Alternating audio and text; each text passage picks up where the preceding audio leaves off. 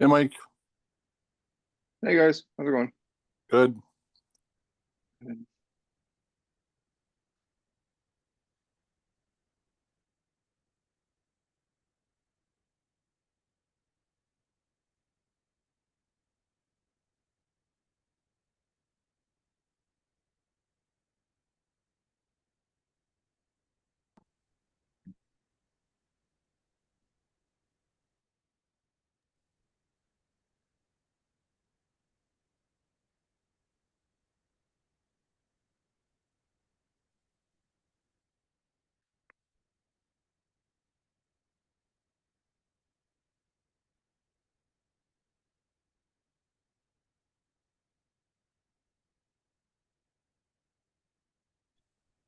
How's it going, guys?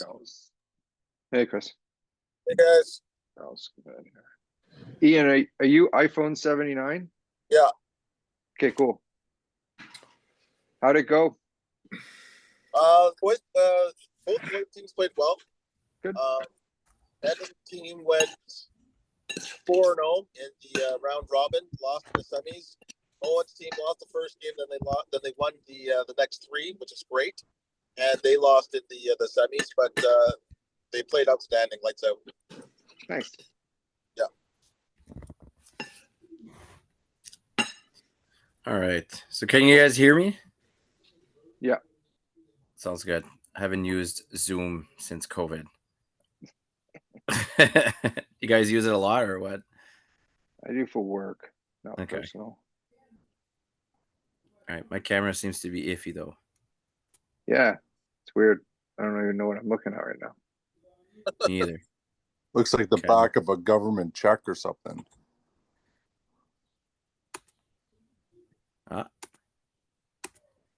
A basketball did hit my laptop pretty hard this week, so I don't know. That could be it. I'll just leave it off. Whatever. Okay. So who do we got? Hey, what's up, man? So it's Ian and I from you, and you obviously from U12, from U14, Chris from U16, Steve from U12, and Bruce from U10. So yeah, it's good. Good start here. Okay, let's get it started. So, first off, welcome everyone. Thank you for joining us in this pilot project of ours. Let's see where this goes. I'm excited, and the reason why we're doing this, and it's because we want to build something for the coaches, by the coaches, for the Panther organization so it becomes bigger and greater, and so everybody's aligned. That's the key word here. We want all the coaches to be aligned, not thinking the same way, but developing the same way, have the same sort of mindset and same sort of approach. And so we're just here to pick each other's brains, see what works, see what doesn't work, talk about our experiences, and and try to write this down.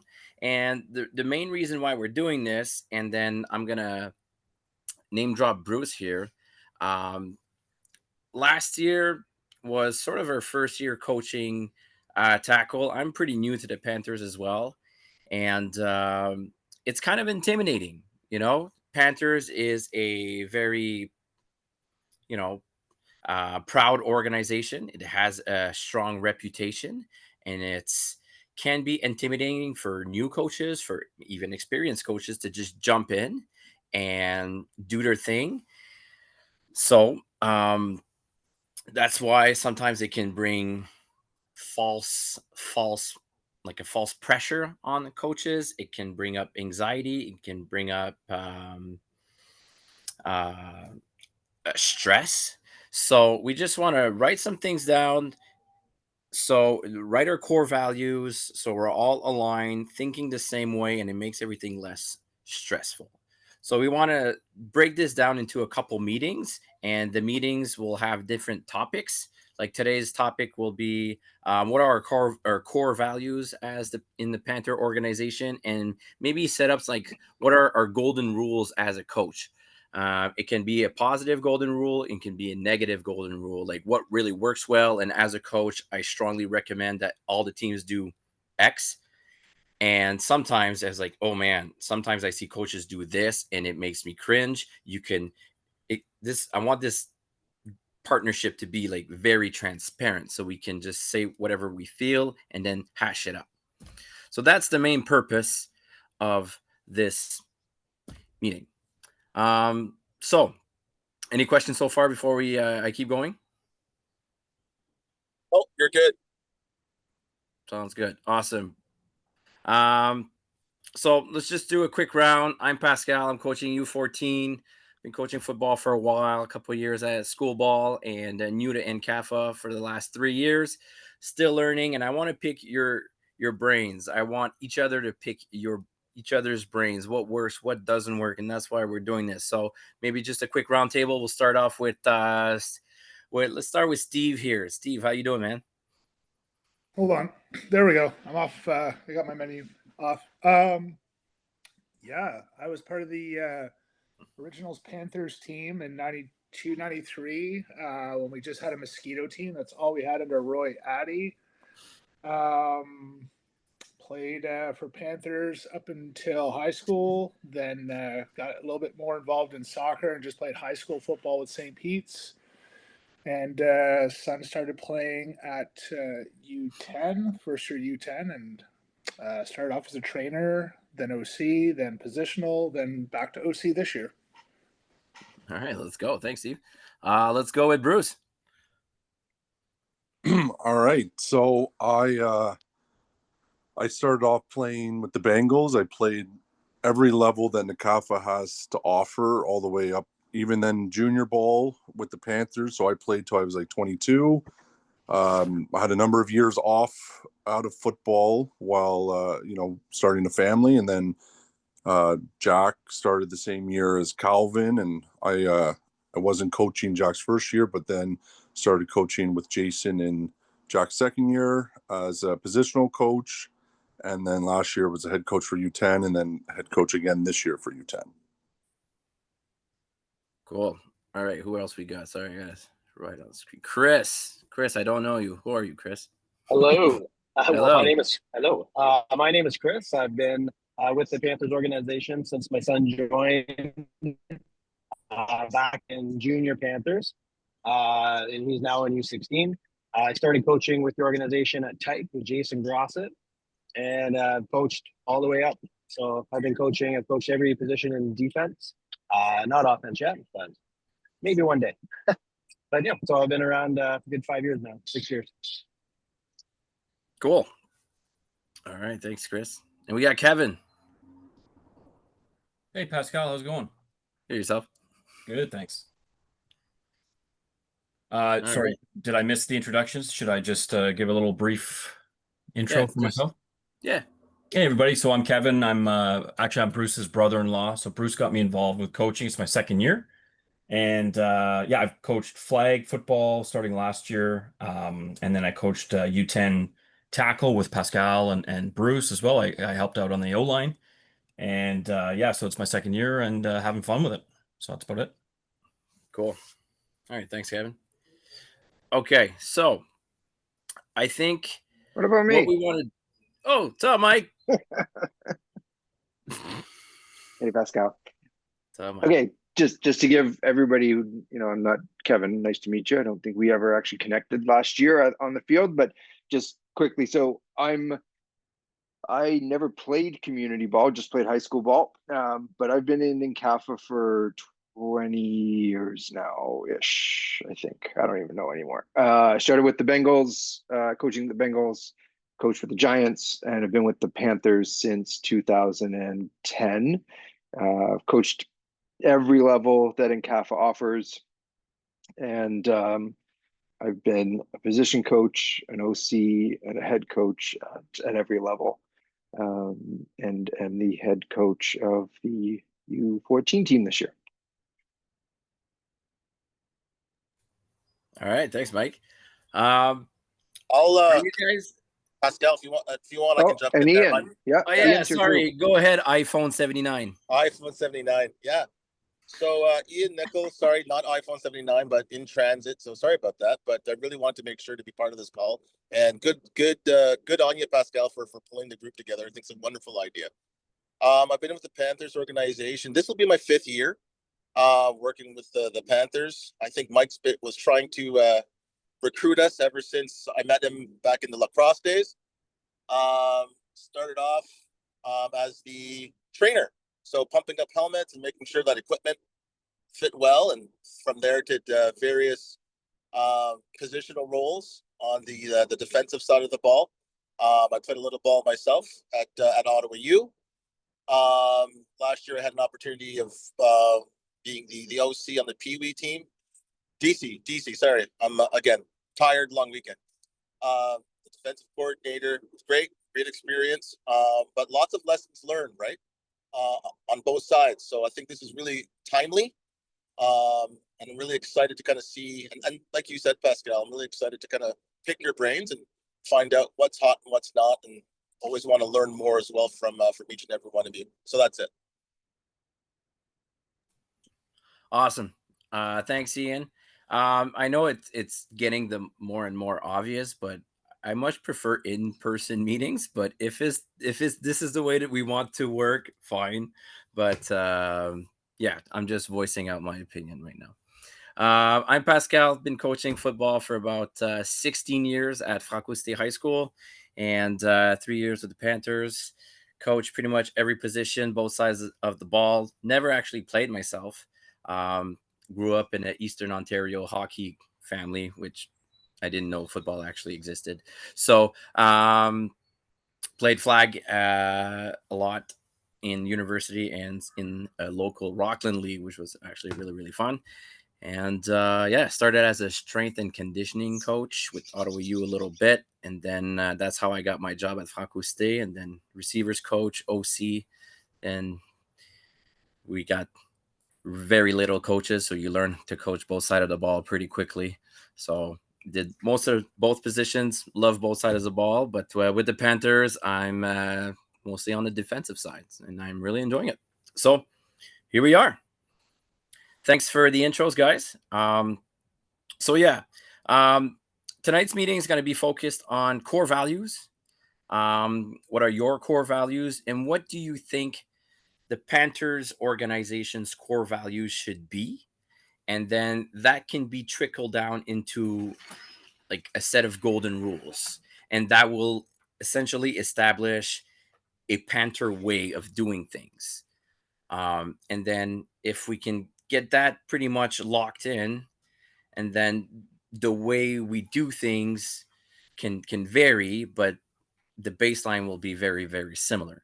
Um, the goal is not to transform ourselves into the same exact coaches. Some coaches are really fired up at a Pete Carroll, like super high energy cheerleader on the sideline. Some are more stoic at a Bill Belichick, which is fine, which is awesome. We don't want to create the same identity. We want to be true to ourselves, but we want to have the same values. And if you guys don't agree or whatever with something that we're saying, I want this to be a super transparent, non-judgmental, positive platform for all of us. So I really want to make that clear. Let's be transparent, honest, non-judgmental, and let's make this a really cool thing for the Panthers. So take some time to reflect, and when you're ready, just open up your mic, shoot the shit, and then we'll write some things down.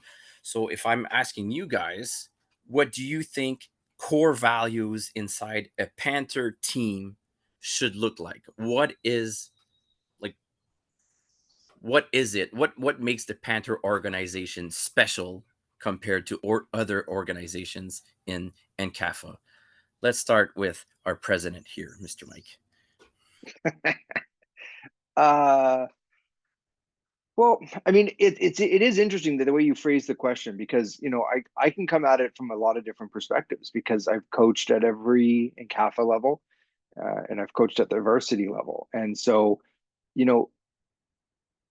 every coach is different. Every coach has their own unique set of skills and ways of communicating. And every level, I think, has its own unique set of internal values that we should hopefully be striving for, and challenges. And but at the same time, coming from a club's perspective, you know, my biggest thing, and I don't, not that we struggle or ever have really struggled with this, but you know, I want to see every level full. So that's the biggest one for me, is making sure that every play we have kids, we are giving kids an opportunity to play football. And that goes at flag and at tackle. And so like I I have a hard time when I don't see levels full. So that's a big one for me, is opportunity, is for kids to play. Um, you So I'll know, write that down. Opportunity. So everybody and gets a fair shot. that helps, right? Like that just helps the club financially. I get to look at that side of it now, being the president. And then it helps from a development perspective, for long term, in terms of kids moving to different levels. So yeah, that's a big one for me, is just making sure that we're giving as many kids an opportunity to play as we can, knowing that there are some limitations here. So as an example, the league and CAFA has opened up the rosters a little bit from, like, I think Tyke now is 24 you can go to, and U16 and U14 is at 40, and sure, I mean, they're like, it used to be 36 and now it's 40. So okay, if you feel you can give kids an opportunity to play and not sit on the bench and not whatever, and you can get that done at 40, fine. But I'm talking, like, historical and CAFA roster numbers, like 20 at Tyke, 30 at U12, and 36 at the, U14 and U16. Like, I really struggle when I see, a roster of 30 at U14. Like, that doesn't help anybody from, the club's perspective, and, coaching and a development perspective. So yeah, opportunity for me is a big one. Awesome. Thanks, Mike. So yeah, well, let's just do a quick roundtable. Think of something that's really, really important to you, and if you want to voice out a couple, fine. I'm sure we'll find all the common ground, and then we'll set a set of rules. Like, I'll be second if you guys don't mind. One big difference I notice in Panther kids versus I coach a lot of Raider kids and Mustang kids, well, former Mustang kids at our school, and I noticed that the Panther kids are a lot more, so not accountable, but they're more punctual. They're always there, and it's very clear. It's almost like flagrant. The Panther kids don't miss practice, and that's something that I don't know if it's been drilled by all you coaches from the past, but I think we need to feed that more. Like, all the coaches should put tons of emphasis on, you must be at practice. Fine, if you do miss, yes, but just by mentioning it all the time, it just becomes a value, and it just becomes ingrained in the kids' brain and the parents' brain that, yeah, we take this stuff seriously. You got to show up. So that's one thing I noticed, and it's something that I think we should double down on even more, keep reinforcing it over and over and over again. That's Yeah, awesome. I agree with that as well. Sorry, go ahead. Sorry about that. Am I able to jump in? Yeah, go Yeah, ahead. I'll Okay. be the guy that just points the mic. So go ahead, Ian. All right, cool. So 100% aligned with that, and I think from a core value perspective, it always has to be about the kids, right? So it's about the kids, putting the kids first, and what I mean by that is it's about the kids' development. So you kind of pinpointed one of them, which is being on time, but it's really about, which I agree with, but it's really about the development of these kids and the transferable skills from football that they're going to be able to take in, whether it's school, whether it's going into their jobs, the aspect of working as a team, the aspect of being on time, the aspect of being accountable to your team, accountable to yourself, right? So some of the things that I picked up on real early with Mike as an example was, hey, kids, like you got to come and bring your equipment. Like it's not mom and dad's responsibility. Like that's the first kind of an interaction that we had with them. Hey, this is what you need to do. You need to bring your mouth guards. And if you don't bring your mouth guards, you can't be on the field. And it's not your mom's, dad's responsibility to do that. That's you. And this is at a very young age, right?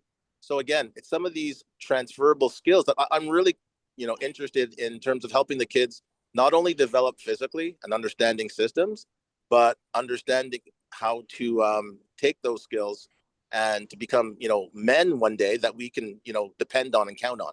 So it's all about the development and transferable skills. And I'll stop there. Awesome. So, all right, transferable skills. Yeah, I'm going to piggyback on that. Go ahead, Chris. Exactly what I was going to say. That's exactly what I was going to say. And the biggest thing with showing up to practice and making that a non-negotiable is the development side of things for that player and the team is huge. It's crucial. And we can't develop the kids into what we want them to be if they're never at practice. And I think that's a big, big thing for me. So, yeah, I agree. Hands down. Awesome. Thanks, Chris. Chris, since you're doubling down on Ian, which is awesome. Do you have any other core values that you've seen in all your experience with coaches? Like, oh man, I remember I was being in a positional coach with this head coach and he really emphasized X and that really stuck with you. Is there anything that pops in your mind if you think of like a Panther way that we need to establish for all levels? Yeah, well, yes, the accountability side of things has always been a big one.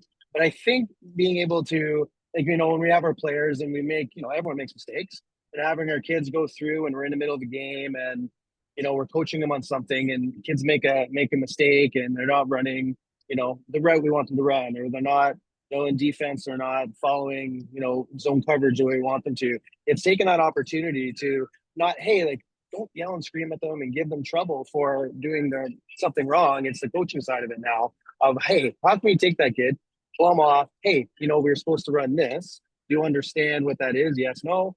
Okay, like let's go out there and let's make it happen next time and spend some time on the player development side of things and kind of coaching through it instead of just saying, hey, you ran that wrong, go.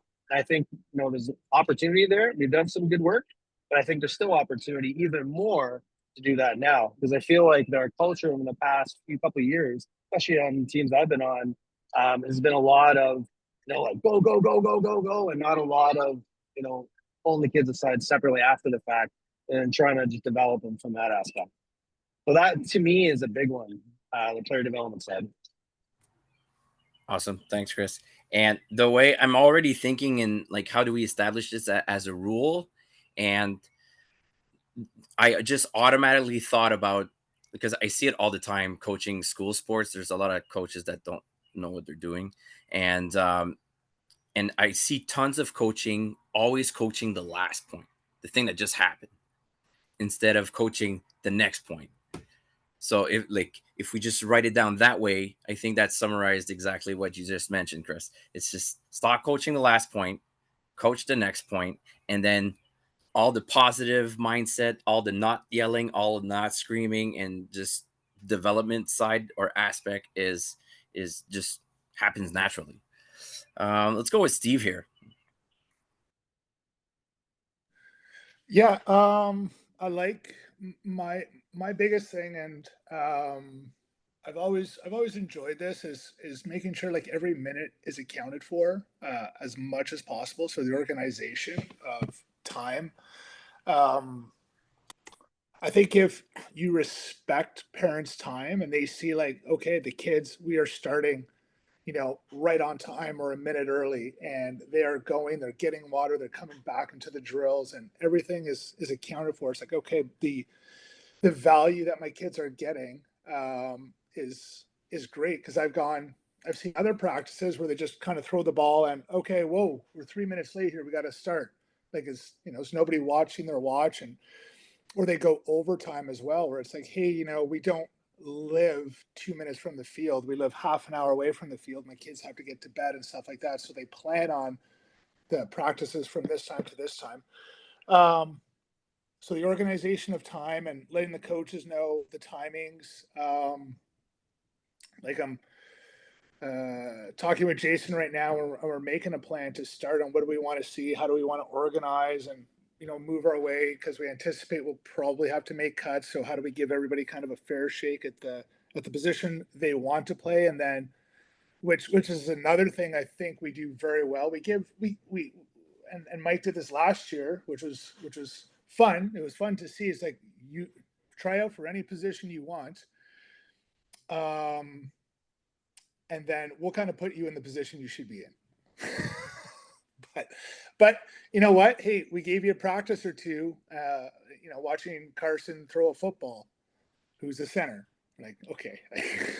But hey, we kind of gave you that shot. So it does keep it fun as well.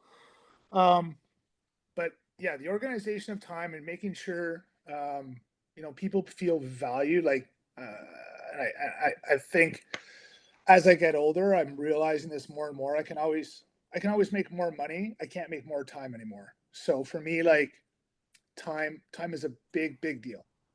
I 100% agree, Steve. I like that you mentioned starting on time, but especially finishing on time. I think that's a huge respect towards the parents. And you gain a ton of respect back from the parents that way too, which is awesome. We went over tonight, so am I in trouble? Like No, we were like 6 minutes over, so I'll be better next Sunday, I promise. Yeah. And one thing I'm going to throw it out there, because not all coaches do that. I like that Coors. I'm going to go get a glass of wine too. Anyways, I like the break from flag to tackle. Not all coaches do it. I think tons of parents from, like, I've been on the sidelines a lot during flag this year, which is not great. I'd rather be on the field, but I'm hearing a lot of whispers like, oh man, I wish we had breaks in between flag and tackle. And we're doing that at U14. So shout out to Mike. So I think that's awesome. And then again, it goes back to being efficient in our time planning. And I think you gain tons of respect from the parents that way also. Let's go to Bruce. We haven't heard from Bruce yet. Okay. First of all, some great points that have been brought up, which is awesome. And thank you again, Pascal, for setting this up. This is great. To build off some of that, I think communication and honesty with both the players and the parents is an important one. I found last year, first time as a head coach last year, first time dealing with all the parents, all the questions, especially at the U10 level, where the majority of our kids are new to football, new to the Panthers club, all that sort of thing. I think having that open line of communication with the parents and the players and being honest with them about certain expectations is something that maybe is a good way to go about it. Because you do get some kids that, everybody wants to be a quarterback, everybody wants to be a running back, and the reality is not. We can't have 25 quarterbacks or 25 running backs. So I think being honest with the kids, having that line of communication, so the parents feel comfortable coming to speak with you as a coach or any of our coaches or staff members, I think is a big one. 100% agree. I think that should be in one of our golden rules, just how we communicate. And I think that goes a long way in the transferable skills that Ian mentioned. I think it goes a long way in how we coach and approach development. So how we talk to kids, how we talk to each other as coaches, how we talk to the officials, who is allowed to talk to officials, how we talk to. I think that's a separate meeting on its own. I think that's something we'll address a bit later, maybe in June or something. Actually, we're in June, maybe in July or August. But thanks, Bruce, for that. Anybody else want to add anything that's in line with core values? And I like that we didn't say anything fluffy like, oh, respect. It's so boring. Everybody says respect as a rule. I think it's important, but it's too vague in my mind. So far we got punctuality, transferable skills, being efficient, coaching the next point instead of the last point, communication, all great things. Anything else pop to your mind, guys? I do have one. If nobody else jumps in, I do have one. I think it also, one thing we got to keep in mind is preparation. So being on time is great, but if you're not prepared, and so Mike always has a great way of being very clear in terms of what he's going to be doing within his practices. And that has to trickle down to the positional coaches, right? So the positional coaches need to be prepared. What are they going to be doing during the indies, right? And if you don't know what you should be doing in the indies, well, then ask your head coach or ask another coach for help, or go online or something to that effect. But be very deliberate in terms of how you're going to be preparing for every practice and every game. That goes without saying, right? But being prepared, and that's another thing that I noticed from the Panthers organization. Everybody well prepared. Yeah, and in that mindset of preparation, we can all share, like, that's why we're doing this. We can all share like our practice plan templates. Mike has a great one he uses all the time. I mean, I'm sure Mike wouldn't mind. I'm just hopefully that he doesn't mind sharing it to all the coaches across your organization when it comes to practice planning. Maybe he has a seasonal planning template somewhere in a spreadsheet on his computer that he's used for years. Maybe he has like a great stat sheets that he uses for offense and defense that he can share to all levels. Like that should all be in one folder accessible to all the coaches somewhere. If, like, I'm not a big organization guy, but I think we should all have access to that, and so it's just everything is aligned. Go ahead, Mike. Thanks, Pascal.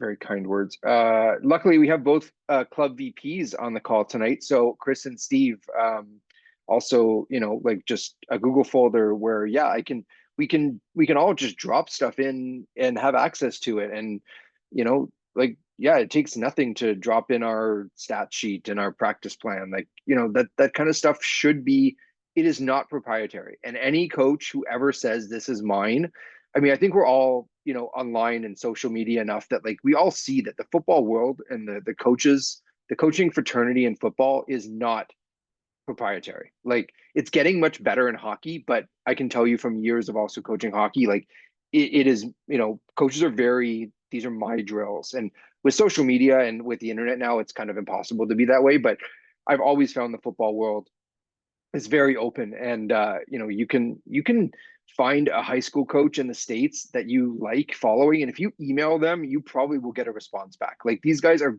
all about ball, and I find we can do that too in Canada for sure. But yeah, I'd love to be able to just find a way to share all this kind of stuff with everybody.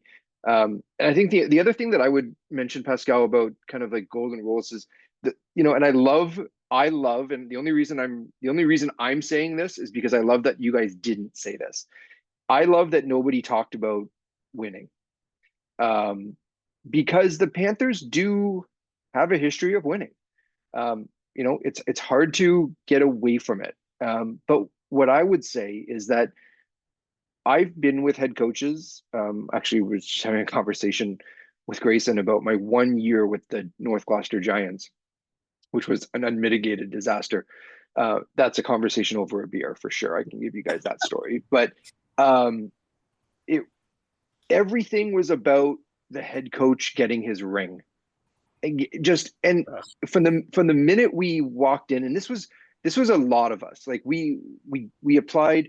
I had a long story short. I had a crew of guys, me, Mike Schmidt, a bunch of guys, other names that some people might recognize, that none of us had kids. I had 13 coaches. Not one of us had kids. And we applied for a team with the Bengals and we didn't get it. And so we all left. And we ended up going, and we all worked under this one guy with the Giants. We had a mutual connection. And it was terrible. But it's because it's the way it started. We met at Eastside Mario's on Ogilvy Road. I can remember it clear as day. And we sat in the bar, and all he talked about was getting him his ring. And I've coached for coaches, and I've heard other coaches, opening day training camp speeches, all about a cup. And I just shake my head. And not that that isn't a goal, and not that that can't be something that you want to go for, but you will never hear me talk about a championship, because I believe if you build the right culture and program, winning's a byproduct. And you're going to win if you build the right program. And I think I've been very successful at doing that, but it also started, like, Jeff Karate and I started this whole kind of Panther run with his group at the 2011s, sorry, the 2010s, and we've kind of continued it with this group, the 2012s and the 2013s. But we've never once talked about winning. We build a program, we build a culture that produces winning, and so it's hard to not talk about it. But I don't want us to. Like, I don't want there to be, like, when you hand out your flyer to you hand out your season plan to the parents, or you send out an email to the parents, and it talks about winning an A Cup. I would say no. Like, I would say I don't want that. Again, I will never tell a coach how to run their own program, but I truly believe that it should be about all the other things that you guys have talked about. And that's why I'm so appreciative of this call and setting these standards and goals and priorities and whatever you want to call them, because we didn't talk about that. And I love that, because that will happen naturally when we do all these other things. And I'm really happy that and proud that this group didn't just jump on that as the first thing, because there are some coaches that have coached previously in this organization that I feel that would have been the first comment. I love that you said that, Mike, because I can tell you I've been with coaches who have said that, and it's a great goal to have, to win. Sure, like, we all want to win, but we should always have our goal focused on the kids first and foremost, 100% of the time. They should never ever leave the field without growing in some aspect, and I think that's the way we need to approach it from a coaching perspective. Is, hey, are we making our kids better? Are they better football players today than they were yesterday, or they were before they stepped on the field? It can be little incremental things, but it's something that we're always aiming towards every single time around that field. And that's how you build that culture that you speak of the winning culture, without having to mention we want to win. And I think that's something this year we should definitely bring forward and want to have that as one of our main things. Like, this is about the kids. Let's make it fun. Let's make it, challenging, but at the same time, we're always trying to grow the kids in the best way we can. And I just want to make sure, like, it doesn't mean that it's naturally going to happen, right? Like, it takes a lot of work, like, whether it's recruiting or practice planning or, meetings with your coaches, or, one-on-one conversations with certain kids who maybe aren't, with the program, or have ulterior motives for being there, or talking to the parents, or, like, it's a lot of work. And so, but I think, Chris, to your point, like, that not being the focus and having the focus be on the kids is 100% the approach that it should always be. Awesome. Thanks, guys. So what I'm hearing is, like, we want to coach the right way, right? And the right way is coaching the Panther way. We're just trying to establish what the Panther way is. And if we do coach the right way, the Panther way, winning is a byproduct. Love that. And you see organizations where winning is their ultimate goal. Like, I still remember, like, seeing, like, in the Raiders building, winning is everything. And then they have a losing organization for the last 30 years. And, or you can sort of feel it, like, with our neighbors. Like, I don't want to bitch on the Bengals, but their season is, beating the Panthers. And we sort of feel that, and you feel it in the crowd. It's kind of awkward, but that's not the Panther way. Sorry, I didn't want to shit on the Bengals. Kevin, you didn't mention anything. I don't want you to feel like you're a fly on the wall. No, and you know what, Pascal, you actually brought up something I was going to bring up, and you and I did coach last year together against that Bengals team.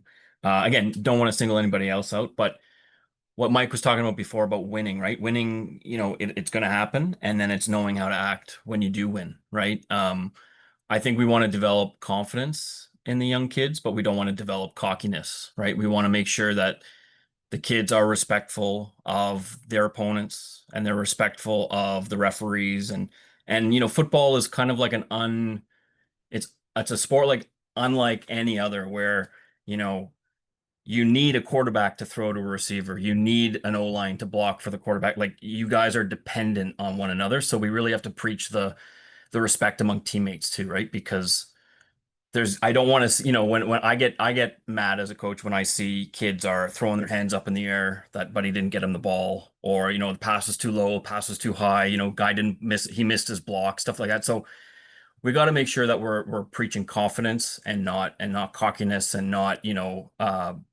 it's all about me kind of mentality, right? That's my biggest thing for kind of the coaching values that we were talking about before. Awesome. So if we're going to transfer that into golden rules, I don't think we'll achieve that tonight. But I do want to find a way to write these down, like something clear that's really enforceable to our kids and our football families, because I think the parents should have access to that too. We want our parents to act in a certain way as well. So if we can, I'll start a draft. I'll share it to you guys via email or something based on what we did, and then we can tweak it along the way. I mean, my English is not great, but Chat GPT is really great for that. So it can help me out, and to write these down, something that's simple, that's clear, and that's enforceable towards our kids, our parents, and yeah. So anything you So guys want to add before we move two, along? just two quick things, Pascal. Steve, one of Steve's big duties, and kind of he took on himself over the offseason, dealing with some issues from last season, was creating. And Steve, we don't need to spend a lot of time on it, but like, you can share it with Pascal, because he hasn't seen it yet, because we haven't gone through it with our team yet. But Steve created, kind of just like a really good kind of like code of conduct, rules of order. I don't remember exactly what you called it, Steve, but yeah, there's one for coaches, one for parents, and one for players that we're kind of going to be asking everybody to follow and to read and to sign, because there is an expectation. There's an expectation within this organization to act a certain way, and to act and to carry yourself a certain way. So definitely something that can, I see a huge connection and a huge, one kind of goes exactly with the other. And second thing I was going to say, I totally forgot. Oh, the second thing was an interesting idea, Pascal. And again, this is for the future, the off-season, I don't know, but to continue to build on, when you keep saying the Panther way, I think I look at the list of guys here, and I'm so happy that, we've got a good start, and we're at 6 or 7, 8 guys. I think the Panthers have such a history of, if I made a phone call to 4 former coaches, like, they'd be on this call in a second. When I say former, I don't just mean like a guy who stopped coaching last year. Like, I'm talking, if we called like Barry Gregory, who was, I don't even know, Bruce, maybe Barry coached you at junior like on the junior team. Like, Barry's been around for so long. Like, he's still involved in Football Ontario. Like, there is so much history and knowledge that exists, that, like, if we really want to dig into like core values and what makes the Panthers and what has made the Panthers over the years, we could get some really great insight, from Chris Malinsky to, Jeff Karate, to all these guys who have been there and done that and coached, 10 plus seasons of Panther football. Just an idea. I like that. Like, it's been in all the like culture books I've read and seminars I went to and stuff like that. The best way to build a culture is to always give a shout out to the history, and just so the kids are aware, the coaches are aware. And it's like one of the biggest hacks to actually create a culture is just to have a shout out of history. And one of the best things I always do with my school volleyball team, we have a strong volleyball culture at school. I always bring back the old jerseys. This is the 93 jersey that the girls wore. And then this is like, just going through the jerseys is a nice way to do it. Going through the like, I'm thinking in football terms, maybe like the helmets, just having one day of like a Panther Appreciation Day, which, brings a shout out to old coaches and maybe some Panther kids that made it big, and just bring a whole bunch of merch and stuff like that, maybe, or I don't know. There's something to do there for sure. Steve, you look like you got something to say. Oh, no, just going back to that document. It'll be it'll be labor intensive for the managers, but to Mike's point, yes, we had a couple things last year, and I think it's just important, because when we go into Team Link, you just click and sign and yes, yes, yes, whatever. I kind of read that, but this will force people to actually read the document and make sure that we have this beautiful field. We are one of the few teams that will make cuts. So if this isn't for you, well, that's okay. But we don't need like we're in a position where we'll take maybe a lesser player who's willing to commit to the Panther way, and those kinds of things, and that's shown kind of again and again. But just kind of corral that enthusiasm, I'll say, on the part of the parents, and making sure that and even the coaches too, and the players, because it's anyways, when you guys see the document, it is all encompassing in terms of like PEDs, in terms of parents being at practices, in terms of how to how to conduct ourselves at the games, and things like that, so that despite or regardless of what other teams do, like there's a certain culture here, and there's a certain way we want to do things.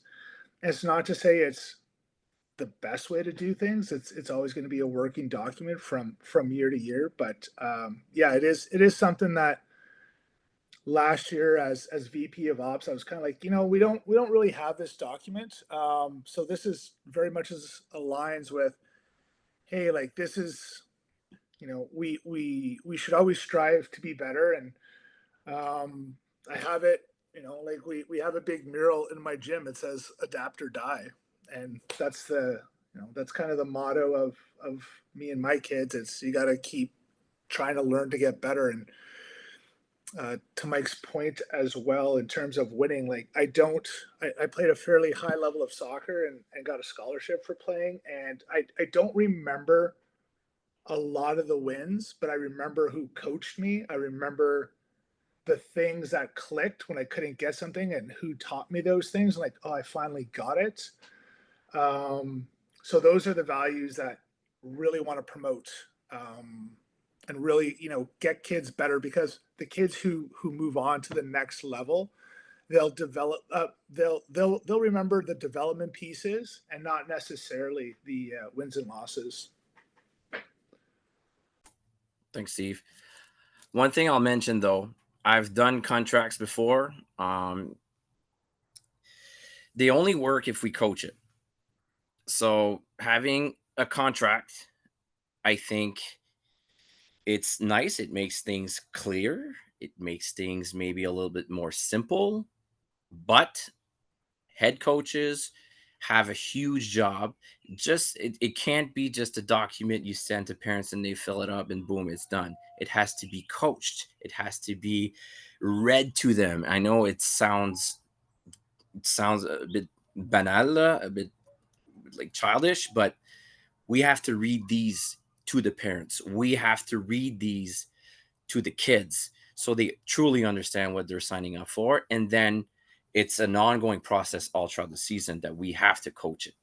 And that means having hard conversations. That means having hard conversation with coaches on your coaching staff if they're not obeying that code of conduct as well. And then, I mean, hard conversation makes things easier. I mean, I'm a strong believer in that. And one big saying is you're either coaching it or allowing it to happen. So if we want the Panther way to actually happen, well, we need to coach it.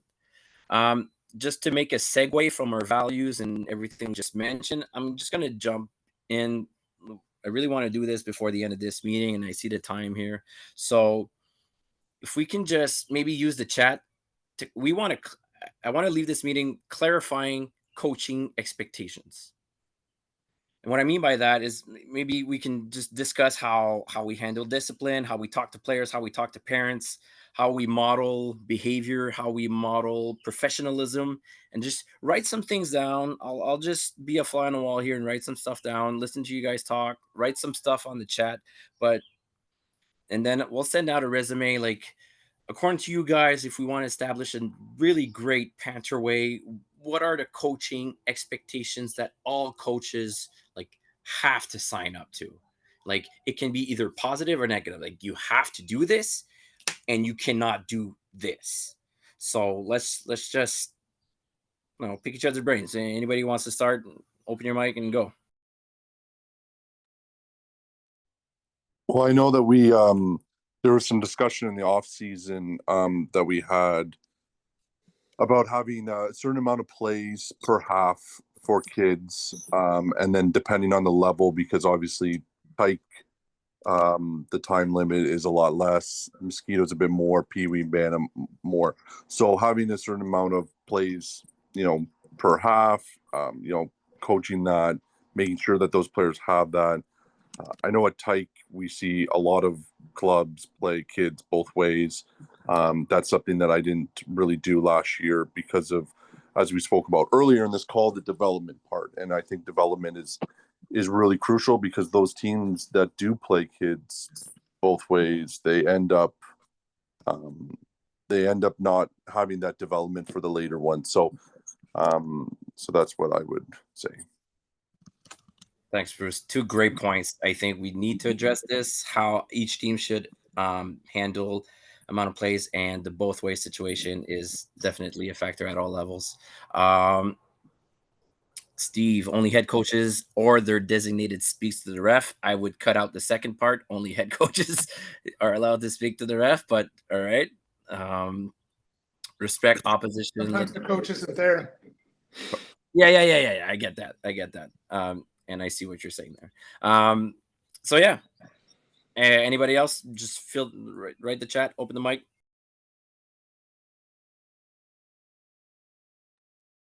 I just look. I know it's sometimes it's hard, like finding assistant coaches and getting everybody on the same page, and trying not to have, I've spent a lot of years trying to recruit and find non-parent coaches. Like I've been lucky with it, having coached with other people, finding old players to come back, but I have that history. Like I can make a lot of phone calls to guys who I've coached in the past and said, what are you doing? What are you up to? What are you interested in? And so a big thing for me is just aligning myself with coaches that I want to be on the field with. Like, do I want to come and have an hour and a half with you on the field and then go for a beer? And if so, there's probably a good chance that you're going to be on my staff. Like, whether you're the biggest football nerd or not, or just somebody who just wants to come and enjoy coaching football, I can find a spot for you. Like, I have a bunch of dads this year that want to help, and I'm just like, great, no problem. I'm happy to have you help at practice, especially at U14 and U16 when the rosters get expanded and the players are bigger, stronger, faster, and cutting down that ratio of coach to player. Sure, no problem. Good guys, whatever. But I've been very clear that, like, you're not on the sideline during games. Like, sidelines are hard enough to control. Too many voices is just, I've looked over and seen other levels in the past have, 10, 12, 6, 16, 20 people. Now, I'm not saying they're all coaches, but like whoever, they're involved. And I'm just like, I lose my mind. And I'm just like, I don't even like 6. Like, if I could just be me and my 2 coordinators, like that would be amazing to me. I know that's not realistic. You need position coaches too, but like extraneous people, like I think having a plan as to how you're going to work with your coaches, I think is really important, and setting the expectations and trying to find, not that you're trying to find the greatest football guys in the world, but are there a couple former players that we can pull? Are there guys that have decided they're not going to play in CAFA? that are just playing varsity or high school that maybe could go help at the U10 and U12 level. It's like just trying to find some connections, right? And just creating a staff. My biggest thing is creating a staff of people that I like being around. And if that means more or less one year than the other, so be it. That's okay. I'm okay with that. Like I'll go through a season with 6 or 8 coaches, and this year I'm going to have more, and that's okay too, because I know and I trust the guys that I'm bringing on. Can I cut you And off right so, there? yeah, so I think that's really important. Because I was just gonna ask, like, how do you know that you can trust these guys that they're actually gonna coach the position or the players the way you would? I have a hard time with that. I have a hard Yeah, time. Maybe it's the micromanager in me, or sometimes the more I care about something, I really wanted to get it to, that it works in my way. But sometimes I gotta be open minded to other people's. But how do you manage that? You have there are tons of dads on the coaches, and you don't have eyes and ears everywhere. no, but so for this year specifically talking about it, I've talked to a lot of them. I've been, first of all, I've been with them for, like, they've been dads with me for 4 or 5 years, right? Like I've been with all these kids. So it's not just like a new dad, right? I have one new dad this year, and I've talked to him and I've heard a lot of things about him, and I'm paying particular attention.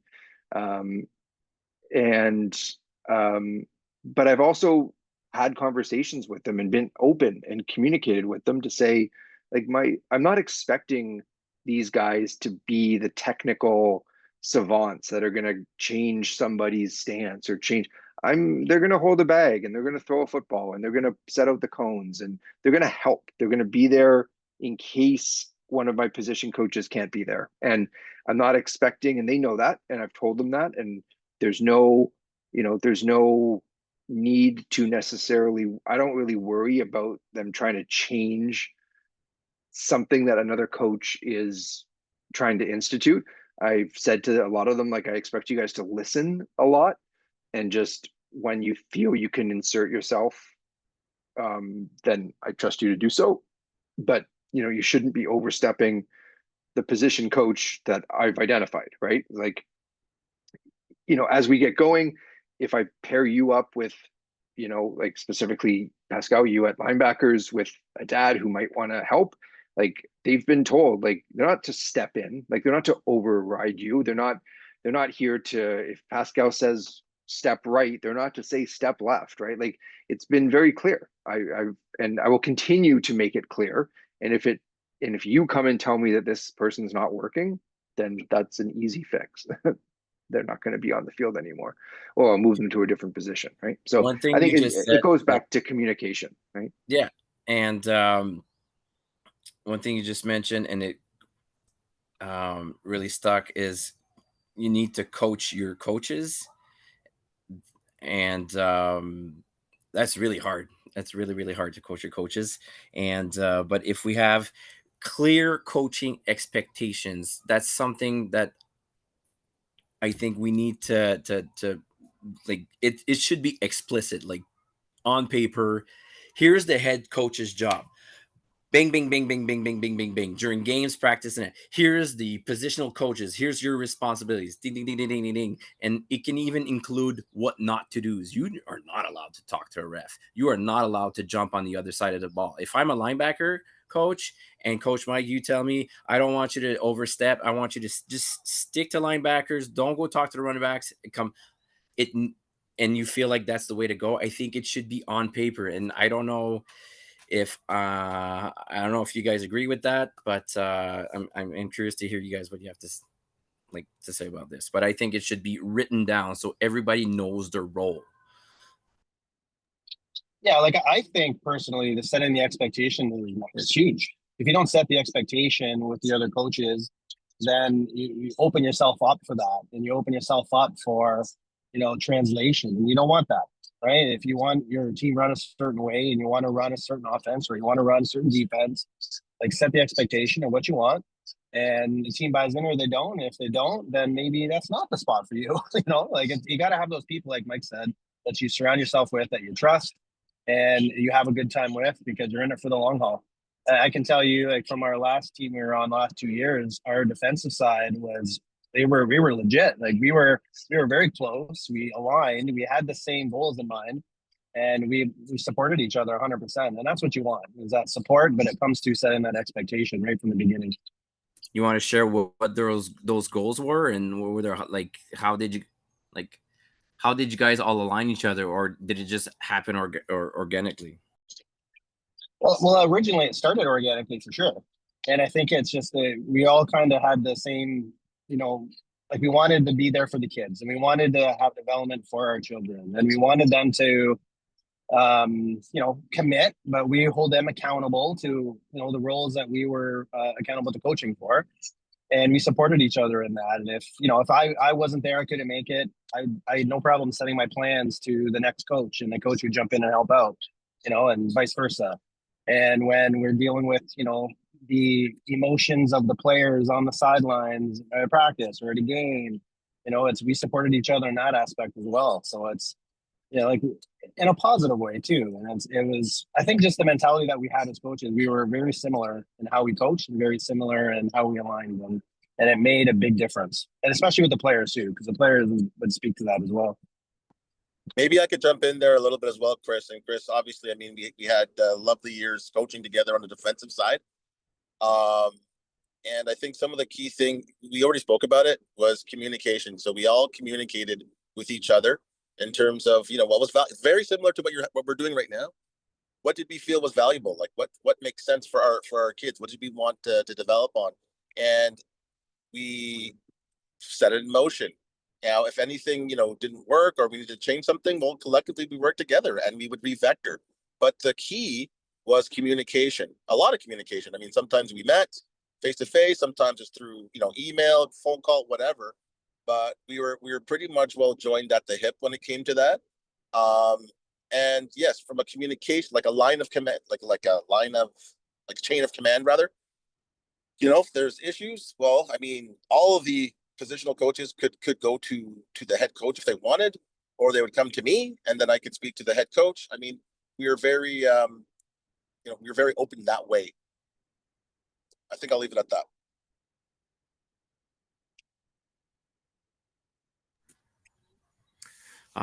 Okay. If I want to achieve this goal of mine of clarifying coaching expectations, so I think we should have expectation at all. Like, what's the head coach's job? What are all the, like, OC's job, DC's job, positional coach's job? Everybody should have the same code of conduct, which is all across the board. Doesn't matter where you coach the ball, and that should be like sideline practice, during games, etc. And we're all accountable to model that behavior and being professional. I think we should write this down. I'll take the lead on that, and then I don't know if maybe Mike can open up a document. I'll share it there, and then we'll figure it out how, like, what's the best way to go about it. But anybody else have anything to mention when it comes to, like, something we haven't mentioned maybe once is, like, discipline, how we discipline kids. I don't know, Chris and Mike, I think you guys have the most experience here. How would you guys, like, maybe set expectations for that, or rules with that? Um, I'll leave it at that. Chris, Mike, what do you guys have to say about Quickly, discipline? I've never really had a formal discipline kind of policy, like, you do X, the result is Y. I think, again, this building of a culture. I honestly, and to be honest, I'll be 100% honest. I don't really have a lot of discipline issues. Like, now, Tyke and Mosquito is different. Even after our first practice tonight at U14, I can see some stuff already. It's a different, I love the age. U14 is my favorite age to coach, but it's different. And so I don't believe necessarily in a one-stop shop. There's no kind of everything fits. I think it's very fluid when it comes to, I think you set the expectation, but not necessarily the expectation in terms of, like, you have to do A, B, C, X, Y, Z. No, you just, again, build a culture, build a program.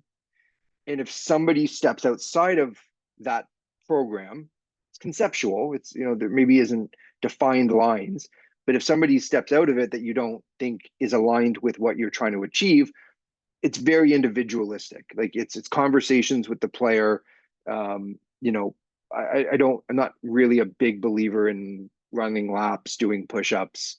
I think especially at most ages, if you just acknowledge the issue and kind of respectfully call the kid out on it in front of other players, it kind of sets a little bit of a tone. Obviously no bad language, that coach can't be screaming and yelling, but if you just say like, hey Jimmy, that's not the way we do things around here. I expect ABC, so that everybody hears those expectations.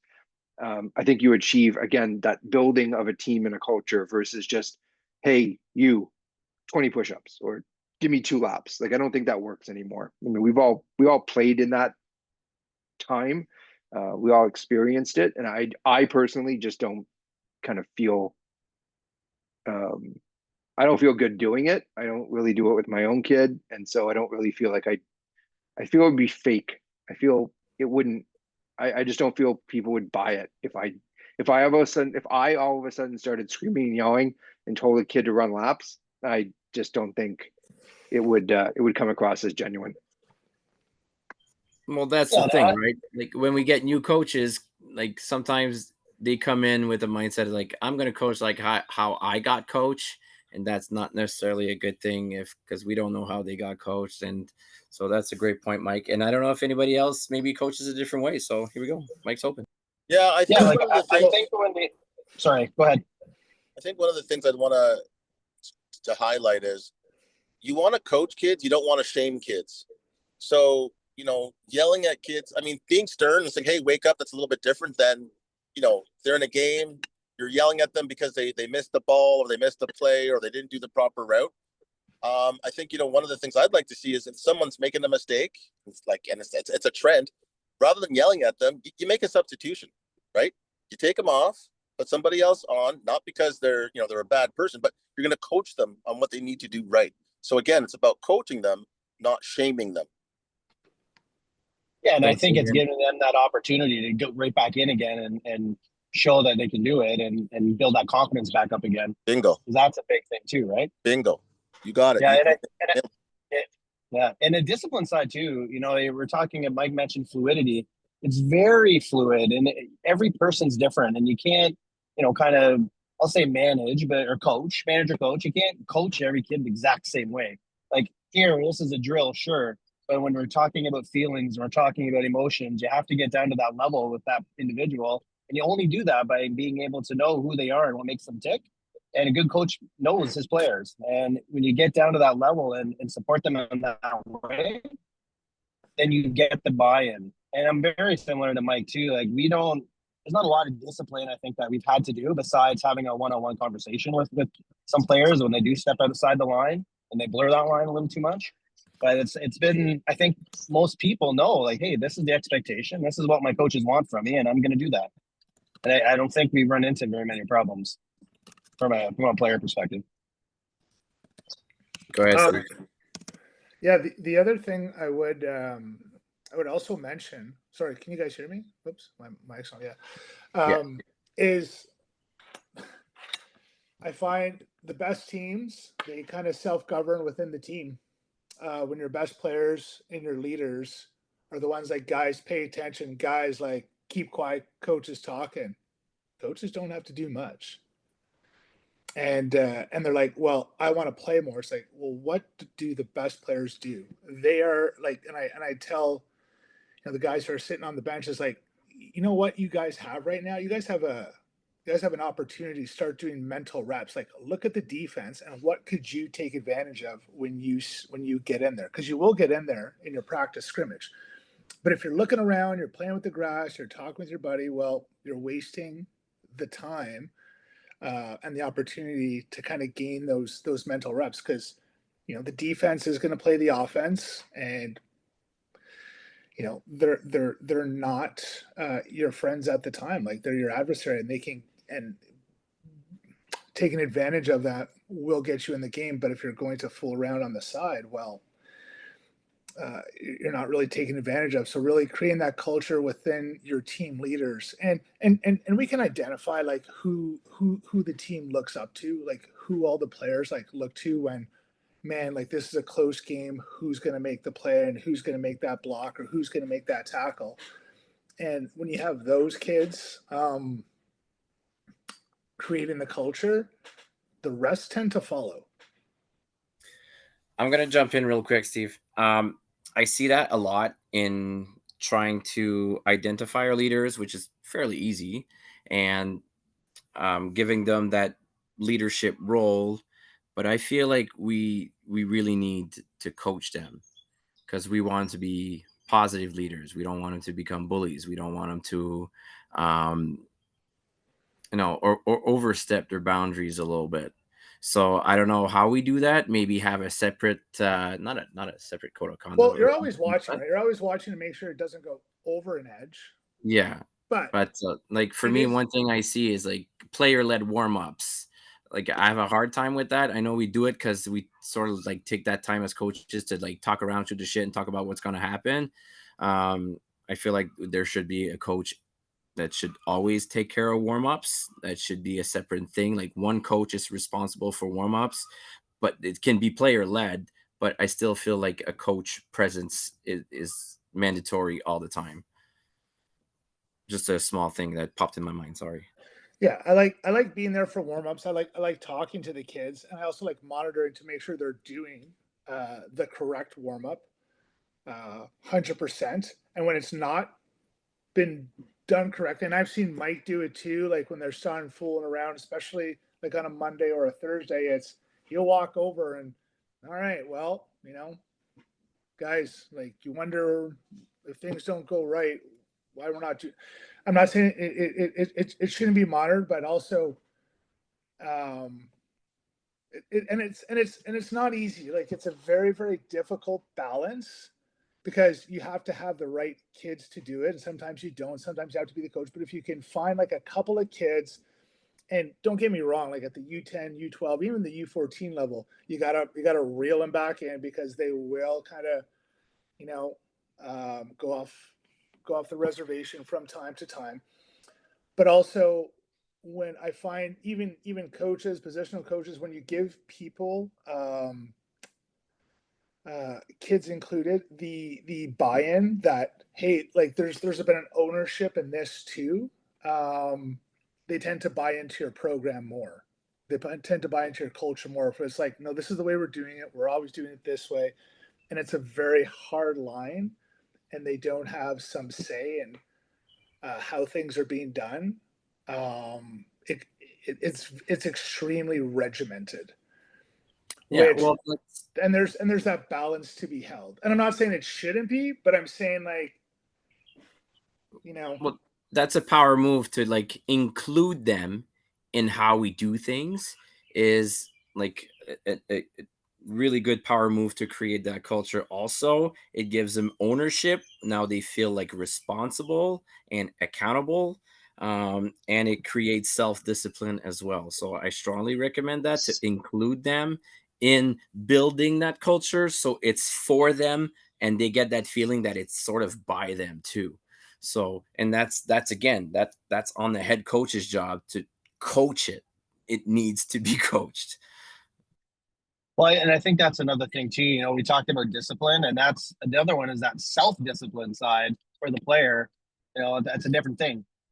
Just being disciplined, and then being disciplined enough to follow the rules and follow the expectations of kind of what we want to happen. And that only comes with, setting that expectation. I think for us too, like I've always used it, is that you want to play in the game and you want to be a big part, make sure you're at your practice.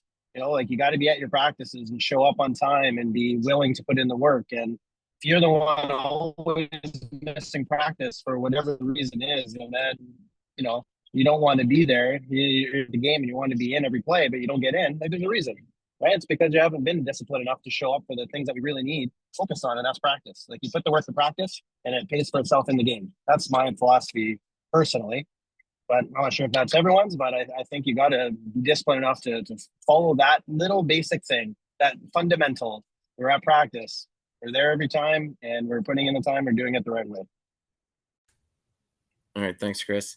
So it's 8:15. I don't want to keep you guys here too long. I'm sure I could do this for I could talk ball and talk about coaching and leadership and culture building like forever, which is awesome.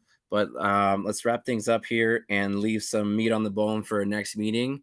Mike, I'm gonna volunteer you to maybe keep doing the communication work between us and fix a date. If maybe I feel maybe the next one could be in person, and then we can decide what works best. If not, we can keep doing the Zoom thing. Personally, I will try to resume, write this down, maybe create some rules, and then we can fine tune them.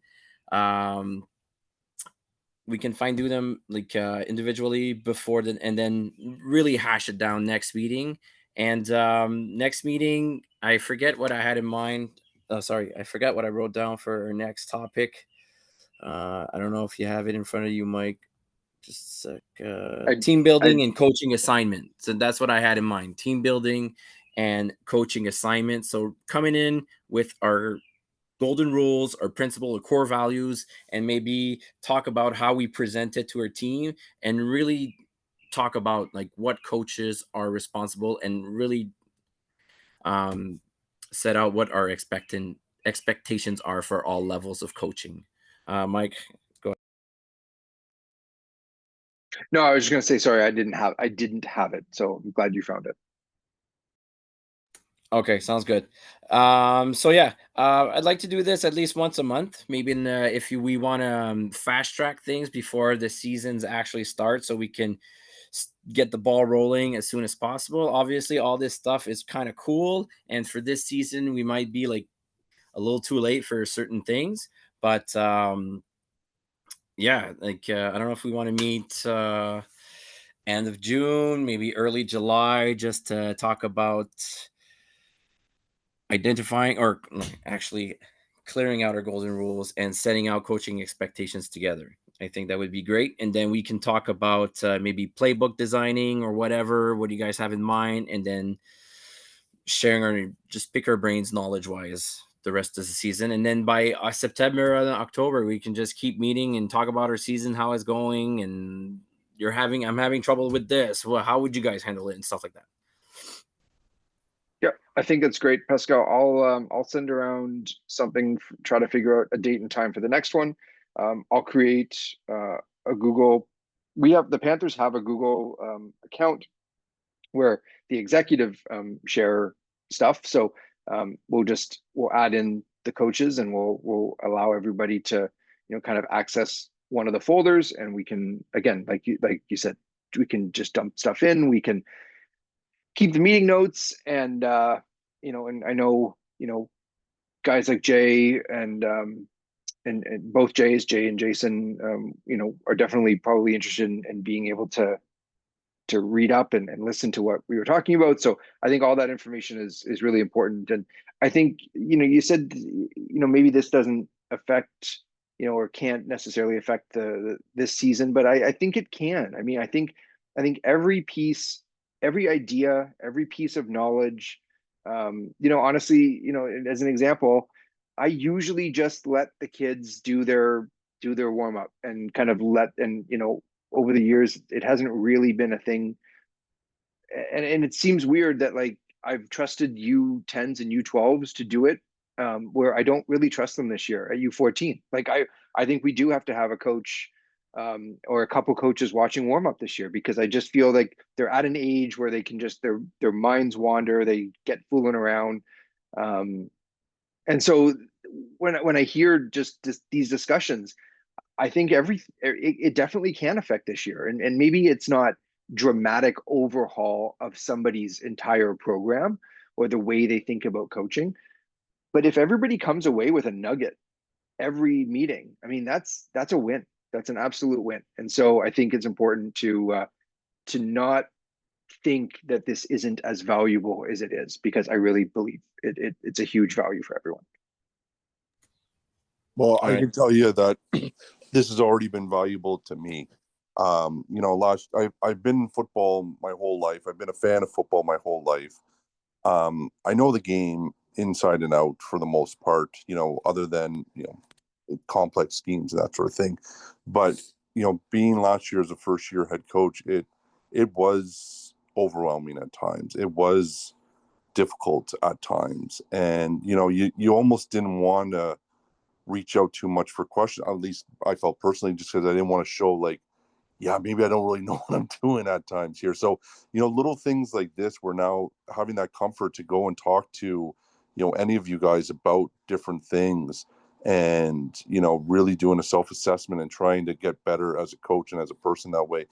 Having these discussions, I think is great. And I'm already getting something from it. So Pascal, thanks again for setting this up, because this is awesome.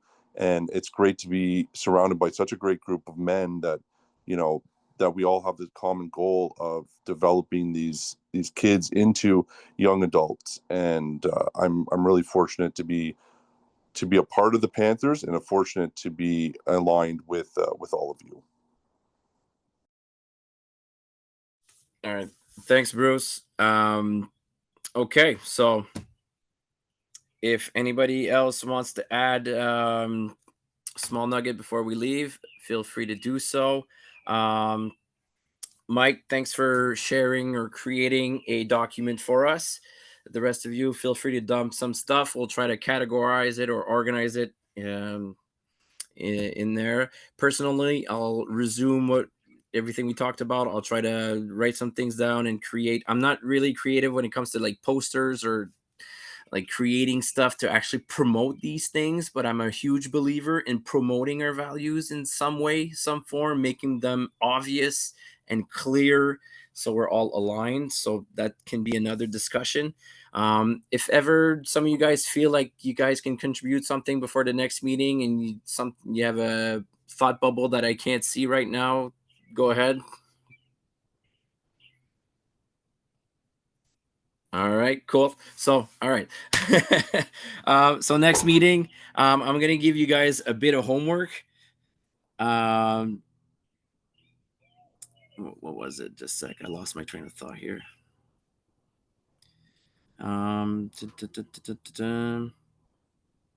Okay, no, we're good. So, yeah, I'll create whatever we got here. Mike, thanks for creating that document. We'll share it, and we'll see you guys on the field, man.